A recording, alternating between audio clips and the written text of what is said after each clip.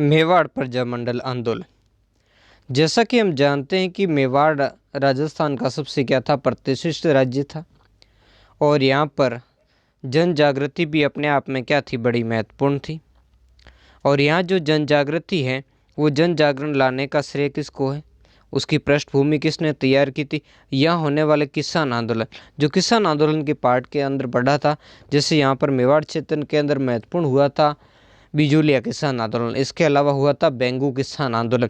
तो इन किसान आंदोलन ने क्या की थी, यह जन जागरण की भूमिका तैयार की थी। इसके अलावा इस क्षेत्र में दो महत्वपूर्ण जनजातीय आंदोलन हुए थे, वो भी हमने पहले पार्ट के अंदर पढ़े हैं। आपने नहीं देखा तो प्लेलिस्ट के अंदर जा कर के देख लीजिए, जिसमें एक तो था गोविंद गुरु का भगत आंदोलन, एक था मोतीलाल तेजावत का एक ही आंदोलन। तो इन सभी आंदोलन के कारण इस क्षेत्र के अंदर क्या हुई थी, जो जन जागरण की जो पृष्ठभूमि है वो क्या हुई थी, तैयार हुई थी। अब उदयपुर के अंदर हम देखें तो इस क्षेत्र में जो महत्वपूर्ण व्यक्तित्व है वो थे माणिक्यलाल वर्मा। उन महत्वपूर्ण व्यक्तित्व को ही हम इस केंद्र में रखते हुए हम उसका क्या करेंगे, अध्ययन करेंगे। ये माणिक्यलाल वर्मा ही है जो बिजूलिया किसान आंदोलन में भाग ले रहे थे और इसमें भाग लेने के कारण इनको क्या कर दिया गया था, उदयपुर से निर्वाचित कर दिया गया था। जब इनको उदयपुर से निर्वाचित कर दिया गया था तो ये कहाँ चले गए थे, ये अजमेर चले गए थे और अजमेर जाकर के वहाँ से अपनी पुस्तकों के माध्यम से क्या कर रहे थे, लोगों के अंदर जागृति कर रहे थे। वहाँ से कुछ पर्चे लिखे थे, प्रजामंडल के गीत और मेवाड़ राज्य का शासन, इस नाम से इन्होंने क्या की थी, महत्वपूर्ण पुस्तकें लिखी थी। यही पुस्तक थी जो मेवाड़ का वर्तमान शासन। तो ऐसी पुस्तकें इन्होंने कहाँ से लिखी थी, ऐसी पुस्तकें इन्होंने अजमेर के अंदर रहते हुए लिखी थी। तो इस तरीके से ये क्या चल रहा था, आंदोलन चल रहा था। इनको जब बाहर कर दिया था तो माणिक्यलाल वर्मा अब क्या करे थे, डूंगरपुर जो क्षेत्र है वहाँ पर खांडोलाई के अंदर जो इन्होंने आश्रम स्थापित किया था, वहाँ भीलों के लिए क्या कर रहे थे, रचनात्मक कार्य कर रहे थे भीलों के बीच में रह करके। अब देखो क्या होता है, इसमें भारतीय जो परिदृश्य बड़ा बदल जाता है। उस बदले परिदृश्य का ही हम क्या करेंगे, अध्ययन करेंगे। ये परिदृश्य कैसे बदलता है इसके बारे में देखेंगे। तो कांग्रेस का हरिपुरा अधिवेशन जो गुजरात के अंदर स्थित है, सुभाष चंद्र बोस की अध्यक्षता में हुआ था। इस अधिवेशन में जो देशी रियासतों के अंदर जो आंदोलन चल रहे थे उनको सपोर्ट करने का जो घोषणा इस आंदोलन के अंदर की गई थी। तो इस बात की घोषणा के बाद माणिक्यलाल वर्मा जो कि कहाँ पर कर रहे थे, डूंगरपुर क्षेत्र के अंदर जो काम कर रहे थे, तो वो भीलों से संबंधित काम श्री भोगीलाल जो पांड्या थे उनको सौंप करके वो कहाँ आ जाते हैं, मेवाड़ आ जाते हैं। और यहाँ पर बलवंत सिंह मेहता के साथ मिलकर के वो 24 अप्रैल 1938 को क्या करते हैं, मेवाड़ प्रजामंडल की यहाँ पर क्या कर देते हैं, स्थापना करते हैं। महत्वपूर्ण चीज़ है, इसको ध्यान रखना। इसकी डेट को 24 अप्रैल 1938 को मेवाड़ प्रजामंडल की क्या की जाती है, इसकी स्थापना की जाती है। इसकी स्थापना बलवंत सिंह मेहता के घर की जाती है। इस कारण बलवंत सिंह मेहता को क्या बनाया जाता है, इसका अध्यक्ष बनाया जाता है, जबकि उपाध्यक्ष भूरेलाल बयां को बनाया जाता है। और जबकि जो माणिक्यलाल वर्मा है वो इसके क्या बनते हैं, महामंत्री बनते हैं। इससे 11 मई 1938 को क्या कर दिया, गैर कानूनी घोषित कर दिया और वर्मा जी को निष्कासित कर दिया मेवाड़ से। अब क्या हुआ था, क्यों किया था, इसके बारे में हम देखेंगे। तो देखो ये जो मेवाड़ प्रजामंडल स्थापना की, इसका उद्देश्य क्या था। इसका उद्देश्य जो था, जनता के अधिकारों को संवैधानिक सुधारों की मांग करना था और जो जनता के आर्थिक कष्ट है उनको क्या करना था, दूर करना था। तो इस तरीके के काम कर रहे थे। इसके अलावा जो प्रजामंडल का इस समय विधान भी तैयार किया गया था और इन सभी कार्यों के कारण क्या हुआ था, इस क्षेत्र के अंदर यानी मेवाड़ की जो जनता है उसमें अभूतपूर्व जागृति हुई, उसमें उत्साह का क्या हुआ, संचार हुआ। और इन सभी बातों का जैसे ही मेवाड़ सरकार को सूचना मिली तो मेवाड़ सरकार ने क्या कहा कि भाई प्रजामंडल की आपने स्थापना की है तो इसकी पहले क्या करनी पड़ेगी, इसका पंजीकरण कराना पड़ेगा। तो इसको राज्य की तरफ से इसके लिए अनुमति लेनी पड़ेगी। आप इसका क्या करवाओ, पंजीकरण करवाओ। और जब पंजीकरण नहीं करवाया गया तो उस समय यहाँ पर प्रधानमंत्री थे मेवाड़ के, धर्म नारायण जी। तो धर्म नारायण जी ने क्या कर दिया, इसको गैर कानूनी घोषित कर दिया था। ये जो सुखदेव प्रसाद जो पहले प्रधानमंत्री थे उनके ही बेटे थे, तो उन्होंने इस संस्था को क्या कर दिया, गैर कानूनी घोषित कर दिया। और साथ में इसको माणिक्यलाल वर्मा को उदयपुर से क्या कर दिया, निष्कासित कर दिया। और सरकार ने इस क्षेत्र के अंदर क्या कर दिया, गतिविधियों पर रोक लगा दी। यानी सरकार ने आदेश दे दिया कि उसकी बिना आज्ञा के कोई भी सभा नहीं आयोजित की जा सकेगी, कोई समारोह नहीं किया जाएगा, कोई संस्था नहीं बनाई जाएगी और नहीं कोई जुलूस निकाला जाएगा। तो इस तरीके से क्या कर दिया, इसको गैर कानूनी घोषित कर दिया। वर्मा जी को यहाँ से क्या कर दिया गया, इनको निकाल दिया गया। तो वर्मा जी को जब यहाँ से निष्कासित किया तो वो कहाँ चले गए, अजमेर। जैसा मैंने प्रारंभ के अंदर भी बताया था, वो कहाँ चले गए, अजमेर। और अजमेर से अपनी गतिविधियों को संचालित करते रहे, क्योंकि अजमेर इस समय केंद्र शासित प्रदेश था। इसी कारण अधिकतर जो जनजागृति या कार्यकर्ता जब रियासती इलाकों के अंदर दमन होता था तो वो अजमेर चले जाते थे। अजमेर रहते हुए उन्होंने मेवाड़ का वर्तमान शासक नामक पुस्तिका का क्या किया, प्रकाशन किया, जिसमें मेवाड़ के जो शासन है उसकी क्या की गई थी, कटु आलोचना की गई थी। अब तो इस बात से क्या होगा, सरकार बड़ी, मेवाड़ सरकार बड़ी क्रुद्ध हुई और उसने क्या कर दिया इस क्षेत्र में। अब क्रुद्ध हुई तो क्या कर सकते हैं, अब जो कि माणिक्यलाल वर्मा इस समय कहाँ बैठे हुए थे, अजमेर के अंदर बैठे हुए थे। इधर माणिक्यलाल जो वर्मा है उनके ऊपर जो मेवाड़ के अंदर आने को जो प्रतिबंध लगा हुआ था उसको हटाने के लिए कई सारे व्यक्ति इसके लिए क्या कर रहे थे, प्रयास कर रहे थे। तो इसमें मुख्य प्रयास किया था जो मेवाड़ क्षेत्र से बाहर जो मेवाड़ी रह रहे थे उन्होंने इसके लिए जैसे नागपुर, जलगांव, अकोला आदि जगहों पर, बम्बई आदि जगहों पर इन्होंने क्या की थी, मेवाड़ प्रजामंडल की क्या की थी, शाखा स्थापित की थी। इसके अलावा जो प्रजामंडल के कार्यकर्ताओं ने उदयपुर सरकार को भी क्या किया था, अल्टीमेटम दिया था कि इनके ऊपर से जो लगा प्रतिबंध है वो हटाया जाए और इनको क्या किया जाए, मेवाड़ के अंदर प्रवेश की इनको क्या दी जाए, अनुमति दी जाए। इधर जो मेवाड़ प्रजामंडल के जो कार्यकर्ता थे वो 4 अक्टूबर 1938 को क्या करते हैं, विजयादशमी के दिन सत्याग्रह प्रारंभ कर देते, क्योंकि मेवाड़ प्रजामंडल से क्या हुआ था, जो प्रतिबंध लगा था वो प्रतिबंध नहीं हटाया गया था। तो इसको लेकर के वो क्या कर देते, इस क्षेत्र के अंदर संघर्ष खड़ा कर देते हैं। तो ये सारी गतिविधियां चल ही रही थी और इधर जो माणिक्यलाल वर्मा है उनको क्या किया जा रहा था, अपने राज्य के अंदर आने नहीं दिया जा रहा था। ऐसी स्थिति के अंदर जब माणिक्यलाल वर्मा ने यहाँ पर आने की कोशिश की, कहाँ पर, कब आए थे, ये फरवरी 1939 के अंदर जब वे उदयपुर आए। उदयपुर के अंदर एक स्थान पड़ता देवली के निकट में ऊंचा गांव है। तो ऊंचा गांव में जब वो आए तो इनको धोखे से क्या बना दिया गया, गिरफ्तार करके इनको बंदी बना लिया गया। बंदी बनाया कैसे, घसीट कर इनको बंदी बनाया गया।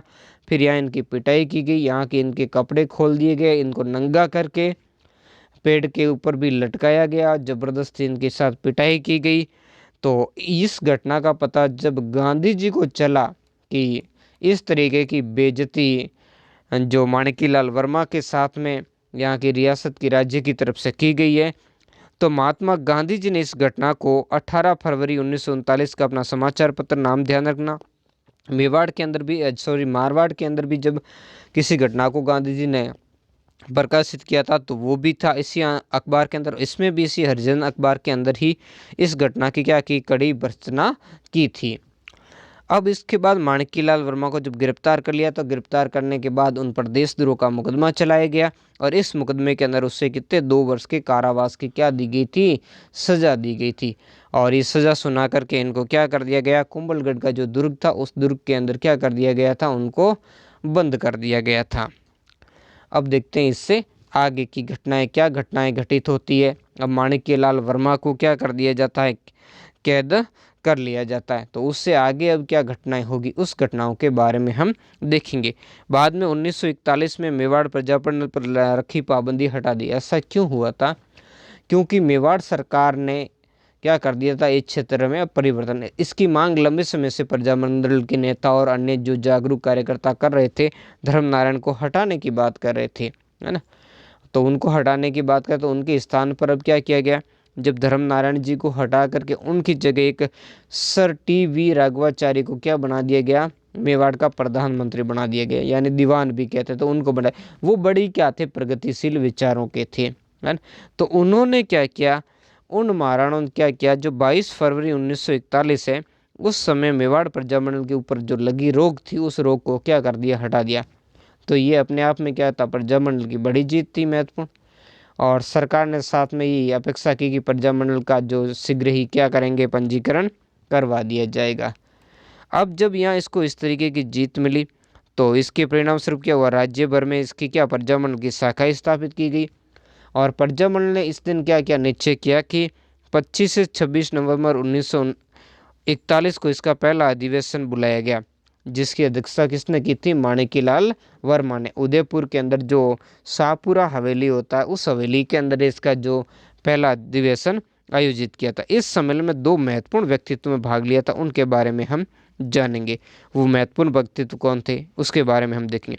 जिसमें भाग लेने के लिए एक तो आए थे आचार्य कृपलानी। कौन आए थे, आचार्य कृपलानी, आचार्य JB कृपलानी, वो इस अधिवेशन के अंदर भाग लेने के लिए आए थे। एक इस अधिवेशन में आए थे श्रीमती विजय लक्ष्मी पंडित, जो नेहरू जी की बहन थी। उन्होंने इस अधिवेशन में भाग लिया था, तो इसके लिए वो कहाँ थे, उदयपुर। यहाँ पर जो विजय लक्ष्मी जो पंडित है, उन्होंने यहाँ पर क्या किया था, जो खादी है ना, खादी और ग्रामोद्योग पर एक प्रदर्शनी थी यहाँ पर लगाई गई थी, उस प्रदर्शनी का उद्घाटन इन्होंने किया था। अब इस अधिवेशन के अंदर क्या किया गया, मेवाड़ के लिए उत्तरदायी सरकार की क्या की गई, मांग की गई। ये सबसे महत्वपूर्ण था, यानी उत्तरदायी शासन की स्थापना और जनता द्वारा चुनी गई विधानसभा जो स्थापित करने की क्या की गई थी, मांग की गई थी। और इसी अवसर पर क्या था, जो मोहनलाल सुखाड़िया है, मोहनलाल सुखाड़िया नाम का व्यक्तित्व है, वो नामक कह सकते हैं नया सितारा कह सकते हैं या कुछ भी कह सकते हैं, वो मेवाड़ के राजनीतिक क्षितिज पर क्या हुआ था, सामने आया था। यहीं से उनका क्या होता है, उभार होता है, और बाद में चल कर के राजस्थान के वो मुख्यमंत्री भी बनते हैं, जिनका जो आधुनिक राजस्थान का हम उन्हें क्या कहते हैं, निर्माता भी कहते हैं। अब देखते हैं आगे के क्षेत्र की गतिविधियाँ क्या हुई है। इससे आगे वर्मा जी ने भारत छोड़ो आंदोलन से पूर्व होने वाले रियासती कार्यकर्ताओं की बैठक में भाग लेकर कहाँ से, बम्बई से आए थे। देखो बम्बई के अंदर क्या था, कांग्रेस कार्य समिति की बैठक 7 अगस्त 1942 को बम्बई के अंदर आयोजित की गई थी। तो माणिक्यलाल वर्मा ने मेवाड़ प्रजामंडल के प्रतिनिधि के रूप में इस बैठक के अंदर क्या किया था, भाग लिया था। तो इस बैठक के अंदर जब वो भाग लेकर वापस आए थे, और इस कारण उन्होंने, जब कांग्रेस ने और महात्मा गांधी ने जब भारत भर के अंदर भारत छोड़ो आंदोलन प्रारंभ करने का निश्चय किया, तो मेवाड़ राज्य के अंदर भी मेवाड़ प्रजामंडल ने क्या किया था, भारत छोड़ो आंदोलन प्रारंभ करने का निश्चय किया था। और 9 अगस्त 1942 से इसमें प्रजामंडल ने बढ़ चढ़ करके क्या किया था, भाग लिया था। अब माणिक्यलाल वर्मा ने उदयपुर आते ही महाराणा को क्या कहा, महाराणा को लिखा कि वो ब्रिटिश सरकार से सारे संबंध विच्छेद कर दे, यानी सारे संबंध तोड़ दे।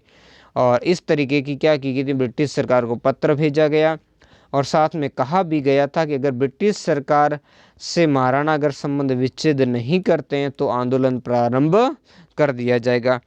और इस बात को जब उन्होंने आंदोलन की धमकी दी, तो इस धमकी के कारण 21 अगस्त 1942 को वर्मा जी को क्या कर लिया गया, गिरफ्तार कर लिया गया।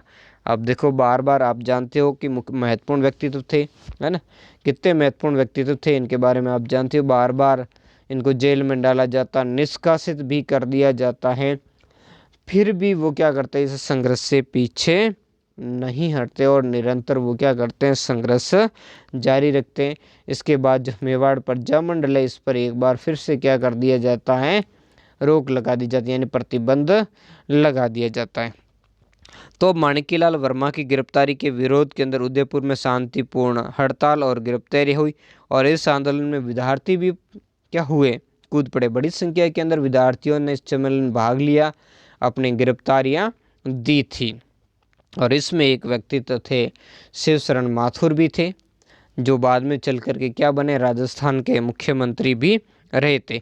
और ये आंदोलन फिर नाथद्वारा, भीलवाड़ा और चित्तौड़गढ़, इन सारे क्षेत्रों के अंदर फैल गया था। जगह जगह हड़तालें की गई, गिरफ्तारियां की गई, और लोगों ने क्या किया, हड़तालें करके गिरफ्तारियां दी, और माणिक्यलाल वर्मा है उनकी रिहाई की क्या की थी, मांग की थी।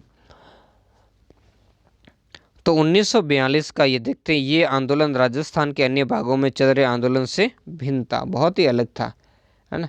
वहाँ था किसके लिए, वो तो भारत के अंदर थी शासन के लिए, लेकिन यहाँ पर जो आंदोलन चल रहा था वो उत्तरदायी शासन की स्थापना को लेकर के, और अपने जो नेता थे उनकी गिरफ्तारी थी, उस गिरफ्तारी को क्या करना था, उसको छोड़ाने के लिए। तो इस तरीके से ये भारत के क्षेत्र में अलग था यहाँ के नेता, लेकिन फिर भी यहाँ के नेता इस आंदोलन को अखिल भारतीय स्तर पर चल रहे आंदोलन का एक भाग मानते थे, यानी जो भारत छोड़ो आंदोलन चल रहा था उसी का ही एक पार्ट मानते थे इस मेवाड़ के प्रजामंडल आंदोलन को। यानी बड़ा तेज चला था ये आंदोलन।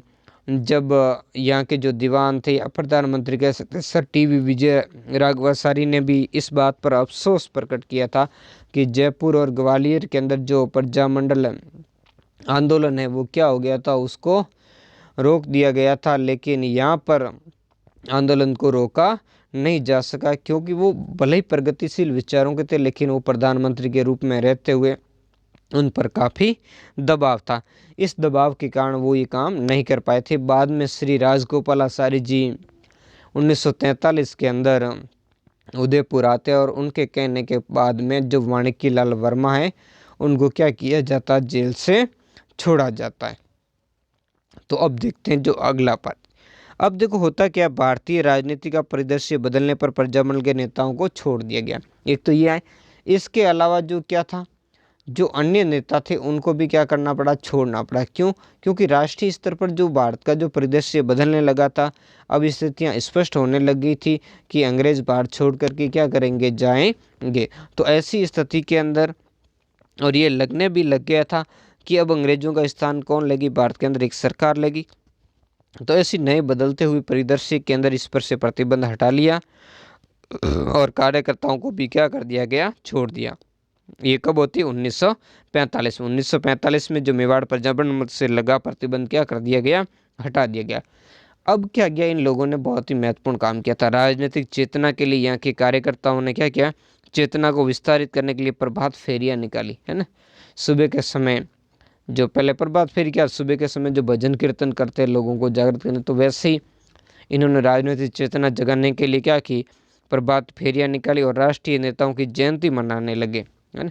तो इस क्षेत्र में महत्वपूर्ण रूप से जो राष्ट्रीय नेता थे जो भी उनकी क्या मनाने लगे, जयंतियाँ मना करके भी लोगों को जागृत करने लगे। इस समय यहाँ पर एक बड़ी महत्वपूर्ण घटना हुई थी, उस घटना के बारे में हम क्या करेंगे, अध्ययन करेंगे।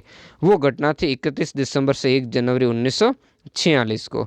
तो वर्मा जी ने इस दिन क्या किया था, 31 दिसंबर से 1 जनवरी 1946 को अखिल भारतीय देशी राज्य लोक परिषद का 7वां अधिवेशन उदयपुर के अंदर बुलाया था। कहाँ पर बुलाया था, उदयपुर के अंदर बुलाया था। अब जिसकी अध्यक्षता किसने की थी, जवाहरलाल नेहरू जी, जो भारत के क्या बने, बड़े प्रधानमंत्री बने। और जो देशी रियासतों के यहाँ पर 435 प्रतिनिधियों ने भाग लिया था। यानी सारी देशी रियासतें थी, सारी तो नहीं लेकिन बहुत महत्वपूर्ण जो देशी रियासतें, वहाँ से यहाँ के 435 जो प्रतिनिधियों ने उन्होंने क्या किया था, इस सम्मेलन के अंदर भाग लिया था। और इस सम्मेलन के अंदर एक प्रस्ताव पारित किया गया था कि देशी रियासतों के शासकों से, उसके अंदर ये था कि देशी रियासतों के शासकों से बदलती हुई परिस्थितियों के अनुरूप अविलंब जो उत्तरदायी शासन उसकी स्थापना की मांग की जाए और उनसे उनके ऊपर दबाव डाला जाए ताकि वो क्या करें, जो उत्तरदायी सरकार है उसकी जल्द से जल्द क्या करें, स्थापना करें, है ना। और साथ में ये भी महत्वपूर्ण था कि ये पहला अधिवेशन था जो किसी रियासत में हुआ और जिस राज्य की तरफ से सुविधाएं दी गई। इस अधिवेशन को जो उदयपुर के महाराणा थे उनकी तरफ से क्या की गई थी, बहुत ही महत्वपूर्ण सुविधा थी। इस तरीके के अधिवेशन से रियासतों में क्या हुई थी, बड़ी महत्वपूर्ण जागृति आई थी। और इसी अधिवेशन के कारण 1946 में महाराणा ने संविधान सभा, या जिसे कह सकते हैं संविधान जो निर्मात्री सभा है, उस संविधान जो निर्मात्री सभा का क्या किया गया था, गठन किया गया था इस अधिवेशन के कारण, है ना। क्या किया गया था, संविधान निर्मात्री सभा का गठन किया गया जिसमें प्रजामंडल द्वारा मनोनीत सदस्य भी क्या हुए थे, शामिल हुए थे। लेकिन अब जब इसकी जो रिपोर्ट आई तो वो रिपोर्ट प्रजामंडल ने अस्वीकार कर दी क्योंकि रिपोर्ट इसमें क्या थी, स्वीकार करने योग्य नहीं थी। जो ये संविधान निर्मात्री समिति थे उसके अध्यक्ष भी ठाकुर गोपाल सिंह को बनाया गया था, इन्हें वो प्रजामंडल के नहीं थे। इसके अलावा इसमें प्रजामंडल के 5 सदस्य जरूर लिए गए थे, वो मनोनीत किए गए थे, लेकिन इस परिषद का जो बात थी वो बात स्वीकार नहीं की क्योंकि यहाँ पर समिति की जो रिपोर्ट थी उसके बारे में थोड़ा आपको बता दूँ था क्या। इस समिति ने जब 29 सितंबर 1946 को अपनी रिपोर्ट दी थी जिसमें उत्तरदायी शासन की स्थापना और शासन जनता की जो निर्वाचित प्रतिनिधियों को सौंपने और एक 50 सदस्य संविधान सभा का गठन करने का ये सुझाव दिया। तो ये बात इसमें रखी थी, लेकिन इन सुझावों को क्या कर दिया था, अस्वीकार कर दिया गया है ना। इन रिपोर्ट को क्या कर दिया गया, अस्वीकार कर दिया गया। अब 2 मार्च 1947 ईस्वी को घोषित नए संविधान को भी प्रजामंडल ने क्या कर दिया, अस्वीकार कर दिया। बाद में और भी जब इसमें क्या किए गए, संशोधन किए गए, लेकिन संशोधन करने के बावजूद भी क्या किया गया था, इस तरीके की बात को क्या कर दिया गया, अस्वीकार कर दिया गया। क्योंकि महाराणा ने बाद में जो मोहनलाल सुखाड़िया थे और हीरालाल कोठारी थे, उनको अपनी कार्यकारी परिषद का सदस्य नियुक्त किया और संवैधानिक सुधार थे उनकी भी क्या की थी, मांग की थी। लेकिन ये सारी बातें नहीं चली। इस दरमियान यहाँ पर जो मेवाड़ के जो महाराणा थे, उन महाराणाओं ने क्या था, उनका जन्मदिन था और जन्मदिन पर उन्होंने घोषणा भी की थी कि राज्य में विधानसभा की क्या करेंगे, स्थापना करेंगे, जिसमें जनता के प्रतिनिधियों को क्या किया जाएगा, शामिल किया जाएगा। और इसको लेकर ही 2 मार्च 1947 है, उसको नए संविधान की क्या की गई थी, घोषणा की गई थी, है ना। कौन से नए संविधान की जो घोषणा की गई थी, जिसमें था क्या, जिसमें एक धारा सभा बनानी थी जिसमें 46 सदस्य होते थे और जिसमें 18 स्थान विशिष्ट वर्गों हेतु क्या रखे गए थे, सुरक्षित रखे गए थे। और इसके अलावा जो बाकी के जो 28 स्थान हैं वो संयुक्त निर्वाचन प्रणाली द्वारा क्या किए जाने थे, जनता से चुने जाने थे। और इसके अलावा इनमें से जो कुछ सदस्यों की एक विधानसभा की भी स्थापना करनी थी, जो राज्य के लिए क्या बनाएगी, कानूनों का निर्माण करवाएगी। तो इस तरीके की बातें की गई थी। लेकिन ना जो प्रजामंडल था वो इससे क्या था, संतुष्ट नहीं था, क्योंकि उसने देखा कि भाई ये जितनी भी बातें ये जन आकांक्षाओं के क्या है, अनुरूप नहीं है, ठीक है। तो इस तरीके से स्वीकार नहीं की गई थी। और इसी दरमियान क्या हुआ था, जो विजय राघवाचारी जो यहाँ के प्रधानमंत्री थे, वो राज दरबार में होने वाले षड्यंत्र के शिकार हो गए थे और मार्च 1947 में वो अपना इस्तीफा देकर के यहाँ से वापस चले गए थे। तो अब ऐसी स्थिति के अंदर नया प्रधानमंत्री जो नियुक्त किया गया था, बेदला के ठाकुर थे राव मनोहर सिंह को। अब तो उनके परामर्श से ही क्या किया था महाराणा ने, जो कौन थे, एक श्री के.एम. मुंशी थे, उन के.एम. मुंशी को उदयपुर राज्य का क्या किया था, वैधानिक सलाहकार नियुक्त किया था। ये बड़े संविधान के और कानून के बड़े क्या थे, ज्ञाता थे। और इन मुंशी ने भी यहाँ पर क्या की थी, सुधारों की एक नई योजना तैयार की थी। तो जो के.एम. मुंशी द्वारा तैयार किया गया जो नए संविधान का प्रारूप मई 1947 में फिर से परिषद द्वारा क्या कर दिया गया, अस्वीकार कर दिया गया। यानी इनका जो परिषद है उसको महाराणा ने उसको जनता के समक्ष उसकी घोषणा की थी और बरताप जयंती के अवसर पर इसे राज्य में लागू भी कर दिया था। इसके अंदर भी क्या था, इसमें 56 सदस्यों की विधानसभा के गठन का प्रावधान था। इसके अलावा इसमें कुछ विषयों को छोड़ करके शेष विषयों पर क्या था, कानून बनाने का अधिकार था। और राजस्व जो ये मेवाड़ राज्य है, इसमें प्रथम जो विश्वविद्यालय उसकी स्थापना करने का भी इसमें प्रावधान था। इसके अलावा जो महाराणा ने कहा था कि संविधान लागू करने के साथ ही क्या होगा, विधानसभा के जो चुनाव तक मंत्रिमंडल के जो 2 प्रतिनिधियों को क्या किया जाएगा, अपने प्रजामंडल के 2 प्रतिनिधि हैं उनको मंत्रिमंडल में लेने की भी घोषणा की थी। ये 2 मंत्री कौन थे, एक तो श्री मोहनलाल सुखाड़िया और श्री हीरालाल कोठारी। इनको मंत्री परिषद की जो उसमें क्या किया था, जो मंत्रिपरिषद था उसमें इनको पद की शपथ भी दिलाई गई थी। तो इस तरीके से ये क्या थी, प्रगतिशील मेवाड़ के महाराणा क्या करते रहे, यहाँ पर जो कार्य करते रहे। हालांकि प्रजामंडल क्या था, इनको स्वीकार नहीं कर रहा था। यानी जो मेवाड़ के महाराणा के प्रकृति सुधारों का निरंतर क्या होता रहा, विरोध होता रहा और अनंत उदयपुर भारतीय संघ में शामिल होना स्वीकार कर लिया और जनतंत्रात्मक प्रक्रिया से क्या हो गया था, जुड़ गया था। यानी ऐसी एक प्रक्रिया चलती रही। बाद में यहाँ के एक नए दीवान और बनाए गए थे, सर SP राम मूर्ति, तो उनको बनाया गया था। तो उसके बाद भी और भी सुधार हुए, है ना। और धीरे धीरे मंत्रिमंडल के सदस्य हटते चले गए और बाद में जाकर के प्रजामंडल के केवल 2 ही सदस्य इसमें क्या कर जाते हैं, रह जाते हैं। और फिर जो 1948 के अंदर, मई 1948 के अंदर महाराणा क्या करते हैं, अंतरिम सरकार बनाने के लिए आमंत्रित करते हैं और विधानसभा निर्वाचन के बाद उत्तरदायी सरकार की गठन भी क्या कर देते हैं, घोषणा कर देते हैं। और इसी दरमियान हम देखते हैं कि जो राजस्थान का एकीकरण जो आगे हम पढ़ेंगे उसके तीसरे चरण के अंदर 18 अप्रैल 1948 को उदयपुर राज्य का क्या होता है, संयुक्त राजस्थान के अंदर जो क्या होता है या कह सकते हैं राजस्थान संघ था, उसमें राजस्थान संघ में इसका क्या हो जाता है, विलय हो जाता है। तो विलय के कारण हालांकि जो योजना बनाई गई थी वो लागू नहीं की गई थी, लेकिन बाद में फिर क्या हुआ था, जो जनतंत्रात्मक प्रक्रिया भारत के अंदर जो चल रही थी उससे क्या हो गया, ये मेवाड़ अपने आप जुड़ गया था। तो इस तरीके से जो मेवाड़ के लोगों ने बड़े क्या थे, लंबे समय तक संघर्ष किया, क्योंकि मेवाड़ की माटी ही ऐसी है जिसने वहाँ के लोगों के अंदर क्या बढ़ती है, जोश बढ़ती है और संघर्ष की क्या देती है, प्रेरणा देती है। ठीक है, तो आज के इस पार्ट के अंदर इतना ही। ये पार्ट कैसा लगा कमेंट करके ज़रूर बताएं। मिलते हैं नेक्स्ट पार्ट के अंदर एक नए टॉपिक के साथ। धन्यवाद।